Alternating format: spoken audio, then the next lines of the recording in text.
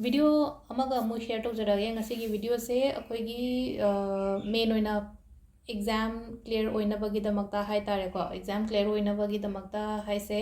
अखोना तौबे याबा ritual मचा अमा अनि अहुम मुक्की चांगदा शेयर तौजरकेको ख्वाइ फर्स्ट किदी अखोगी अंबिका मंत्र अइना ममांगदा हापखिबदो अदुम अखोना गूगल द येंगेस दुम येंबिको अंबिका मंत्र अइना टाइप तौ मतमदा का जस्ट वर्ड 4 वर्ड्स खतंग थोलकनी को याम लाइबनिको सोनबदसो हाय तारेको सोनबदो ngasai अखोना सोनबदो अंबिका अनाधिनी दाना अश्वरूदा अपराजिता हायबनिको अदुदो कमाइना अखोना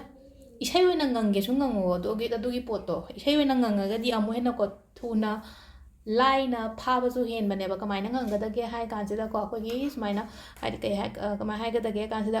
अंबिका अनाधिनी धाना अश्वरूदा अपराजिता माइना खितंग हायदि सुर अमगा लोइना ना हाय तारेको अदुम nganगगदी इसाई ओइबनिना हाय दुम ngangningबसु दुम फावरनिना को अंगांग ओइगेरा नत्रगा अखोगी खितंग अहन हाय तारेको अहनजु अतै एग्जाम के का थागदब लेरगदी अपिकप खतंगी वासु नतबिदा नत्रगा आदि अंबिका मंत्र तोंगाना यूट्यूब तगा केदा यावो मयाम यावेना इसाई ओइना पुरा 108 टाइम्स का लेबनेबा अदुमबदो थादोबा अयुक्तगसो अंगांगना लाइक पाबा मतम गुंबा कईगुंबा लेना को याम पिकना लेथरागा रूम अतोपा गुंबा अमदा हाय तारेको एनर्जी दो फंगनबा वाने सिजेको अदो सिगी अंबिका ngसागी अंबिका मंत्र दुमा लेरे अदुगा अमना कई तौबा यागदगे हाय कांसिदाने अखोगी लिकलीगी को लिकलीगी क्लास अमा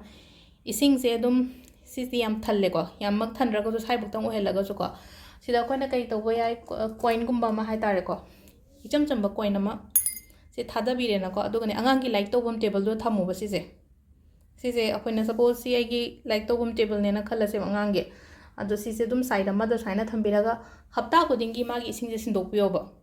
सिसे मा लेरेको अनिसुबदना ngसाई अहमदना मंत्र लेगरे अनिसुबदना इसिंगसे काइन तौ इसिंग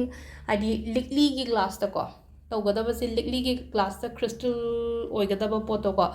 इसिंग सोकपिरनी हाइदि इसिंग असेंग सोकपिरनी अदुगा इसिंग सिदा ngसाई कोइन अमा थादरगा सिसे अदुम लेरगा हप्ता आमदा इसिंग जे अमुमुक सिंदोकपिबा कोनजे फेंगदोगा मागी इसिंग दो अमु सिंदोकपिबा को सिमा लेरे अदुगा अमासिना कइनो हागा मथंग तौगदबसिना याइंगंग को कोइगी याइंगंग सिदा को सी खतंग पेस्ट ओइना सेमो इसिंग खतंग ड्रॉप हापगा को अदुगा कोइ खुनिंग दौसिना हाइदि इरुजबा लोइरकांदा को हाइदि अंगांग मसाना दुम तहनगेसु तहनबियो को अदो ngसाई सिसु दुम सिदि क्लास 11 12 कारगदि सिंदोकपदि हैरनिना को हाइदि मसाना सिंदो हलो सिसु को यारगदि दुम नंग इसिंग दो सिंदो ओना दुम हायबा अंगांगदुदा अदुगा खितंग चाउगिबा अंगांगे ओइतारगे मसाना दुम तौरसु यारेको हाइदि पेरेंट्स काइनाद्रगसो अदो सिसिना गाइदि हाइदि ngसाई से येंगंगसे कमाइन तौगदगे हाय कांसिता पेज सेमनिना को सिदा हाइदि खितंग अखोइना बिंदी नंबर याबगी टाइप ता हाइता सिंदूरगुंबा नंबर द्वाना खितंग चोलहनद्रा येंगंगसे अदो गाइ तौगदा अई खुनिंग दौसिन लौरगा खोइदौदा हाय तारेको खोइदौदा खितंग ममिंग योना तकलाउन खितंग नंबीबा हाय तारे सिसिना एवरी कइनो हाय तारेको नुंतीगी एवरीडे हाय तारेको नुंतीगी ओइना हाइदि खोइदौसिदा इरुजबा कारको मतमसिदा खोइदौसिदा ngसाई येंगंगसे खितंग कइनो मगा ड्रॉप अमा खतंग नंबीबा हाय तारे दो हाइदि अईगी वखन इंटेंशन हाय तारेको अई खल्लो बदाय कांदोदा अईगी एग्जाम से क्लियर ओइरे को अईगी एग्जाम अइना थारिबे एग्जाम से क्लियर ओइरे अईदो हॉस्टल चंगदोरे को तोरे काइना को हाई लाइक तम मखा तमदगदबा अंगांगे कोइना हायरगदि को अचौ अचौ एग्जाम गे अदुगा अमना जॉब की कई थाबो ओइतारगो अदुगी इंटेंशन का लोइना ना हाय तारेको अई क्लियर ओइरे अई जॉब जॉइन तौदोरे सिगी डिपार्टमेंट से अई चंगदोरे एज अ कइनो ओइना हाय तारेको हाइदि सोंगे डेजिग्नेशंस तो हाय तारेको करंबा रैंक चंगदोनो खोतोनो अइना पामिबदो हाय तारेको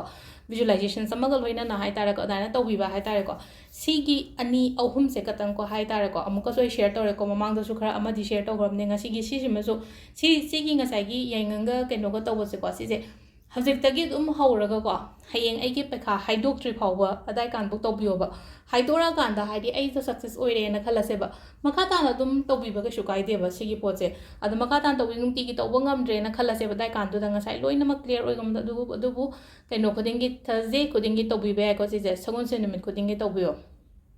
सिगी पोचे को अदु सिदा लेरे यामना तेनबा वीडियोस ओइरे को हाइदि लाइक की कइगी एग्जाम की कइगी थबें खांगी सिमा ट्राई तौबिरो को मैम थैंक यू